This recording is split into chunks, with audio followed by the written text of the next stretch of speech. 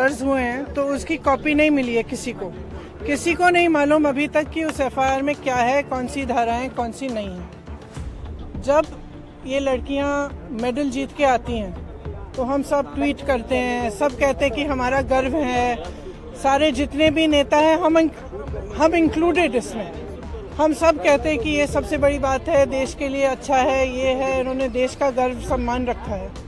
और आज जब सड़क पे बैठी हुई हैं, जब कह रही है कि हमारी बात सुन लीजिए, हमारे साथ गलत हुआ है, तो कोई सुनने को तैयार नहीं।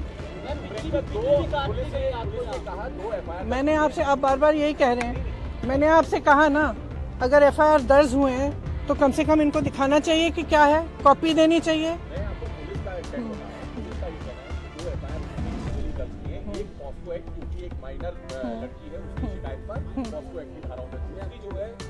छेड़खानी के आरोपी जो सीनियर महिला पहलवान और अब इन्वेस्टिगेशन को लेकर होना चाहिए, इसको लेकर आपका क्या? देखिए, सीधी सी बात है, इतने जो सीरियस एलिगेशंस हैं इस शख्स के बारे में, तो पहले रिजाइन तो करें, उनको पद से तो हटाएं। जब तक पद पे हैं तब तक प्रेशर डालते रहेंगे, तब तक करियर बर्बाद करते रहेंगे लोग। इन्वेस्टिगेशन चल रहा है, इसका मतलब क्या है?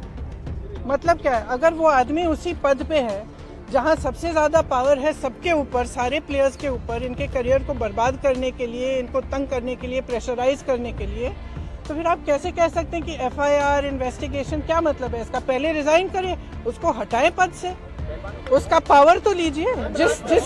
जिस पावर, जिस सत्ता ने उसको इनेबल किया है कि वो ये सब करे, पर पहले वो तो हटाइए।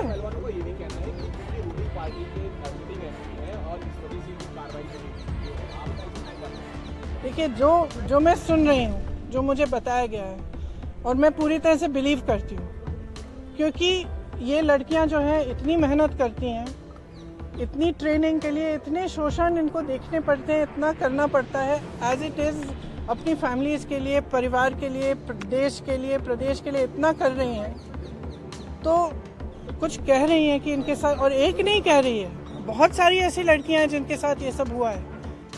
तो मैं समझना चाहती हूँ, एक्चुअली मैं समझना चाहती हूँ कि सरकार इनको बचा क्यों रही है। वो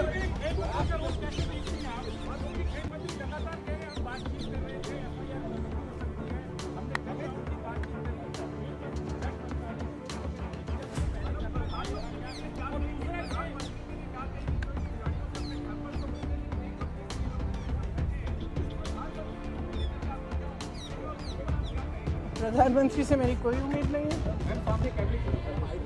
क्योंकि अगर प्रधानमंत्री जी को इतनी भी परवाह होती तो कम से कम बात तो करते, बुला तो लेते। फिर से जब आपने मेडल लेके आए तो आपने बुलाया ना, घर चाय पिलाई, तो बुलाइए, बात करिए। बच्चियां हैं, बच्चियां, हम सबकी बच्चियां हैं।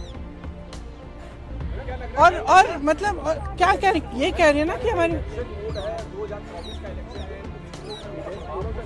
अब भगवान जाने, मैं आपसे पूछ रही हूँ कि भाई इस आदमी को बचाने के लिए इतना सारा क्यों किया जा रहा है, जब इतनी सारी लड़कियां जिन्होंने देश के लिए इतना किया है, अपने परिवारों के लिए किया है, प्रदेश के लिए किया है, देश के लिए किया है, और इतना मतलब पर्सनल संघर्ष है इनका, आप देख सकते हैं, इन्होंने इतना किया है और आप उसको बचा रहे हैं। भाई इनको बचाओ ना।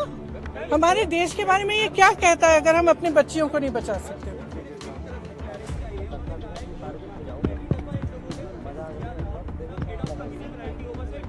देखिए, आप भी जानते हैं, हम भी जानते हैं कि कमेटियां क्या होती हैं। बात टालने का काम होता है कमेटियां। हम कमेटी बना रहे हैं, आप कमेटी के साथ बात कर लो, आप, और फिर बात खत्म। यही चाहती है ना सरकार। क्यों? चाहे आप उत्तर प्रदेश के एक गांव में देखिए, चाहे कहीं पे भी देखिए, जब महिला का शोषण होता है तो सरकार मौन हो जाती है, चुप हो जाती है। उस बेचारी महिला को हर जगह जाकर एफआईआर दर्ज नहीं होता, एफआईआर दर्ज होता है तो उसकी कॉपी नहीं मिलती। ये कोई नई कहानी नहीं है, लेकिन इन लड़कियों में इतना दम है, इतना आत्मविश्वास है और इतनी करेज है, ब्रेवरी है कि ये लोग खड़े हैं और कह रहे हैं कि हम ये होने नहीं देंगे। तो पूरा देश, मैं आपको बता सकती हूँ कि प्रधानमंत्री जी पहचाने नहीं पहचाने, इनके मंत्री पहचाने नहीं पहचाने, इनकी सरकार पहचाने नहीं पहचाने, पूरा देश इनके साथ है, पूरा देश। और सिर्फ ये सरकार उस आदमी को बचाना चाहती है। सबसे पहले उस आदमी को उस पद से हटाइए, सबसे पहले। ये तो सब देखिए, जैसे ही महिला खड़ी होती है सारे लूप होल निकल जाते हैं, तमाम ऐसी अफवाहें फैलाई जाती हैं, उस महिला को भी के बारे में भी उल्टी सीधी चीजें कही जाती है, हमेशा आपने देखा है। लेकिन देखिए ये संघर्ष करने वाली महिलाएं हैं, इन्होंने एज इट इज बहुत फेस किया हुआ है और ये फेस करेंगी, ये मुझे समझ में आ रहा है। आपने तो बहुत पूछ लिया। ऑपरेशन सीजफायर में टाइम्स नाउ ने दिखाया कि अरविंद केजरीवाल ने अपने घर में 44 करोड़ उन्होंने खर्च किया सीपीटी के डिजाइन। देखिए आपको पॉलिटिसाइज करना है ये सब, नहीं तो मैं चली जाती हूँ, क्योंकि इसीलिए मैं, यही तो बात है। तो एक्शन तो तब होगा जब पब्लिक प्रेशर आएगा।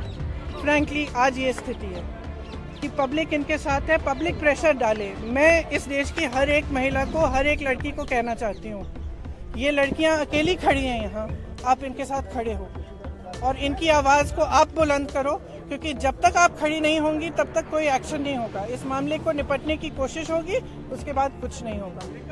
तो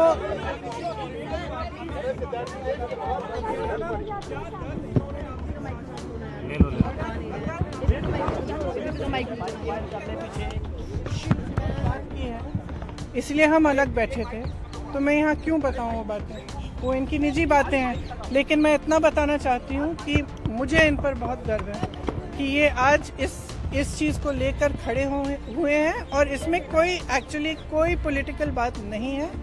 इसका राजनीतिकरण बिल्कुल नहीं होना चाहिए, और अगर होगा तो एक बहुत बड़ी शेम होगी और हम सबको इनके साथ खड़ा होना चाहिए। बस इतनी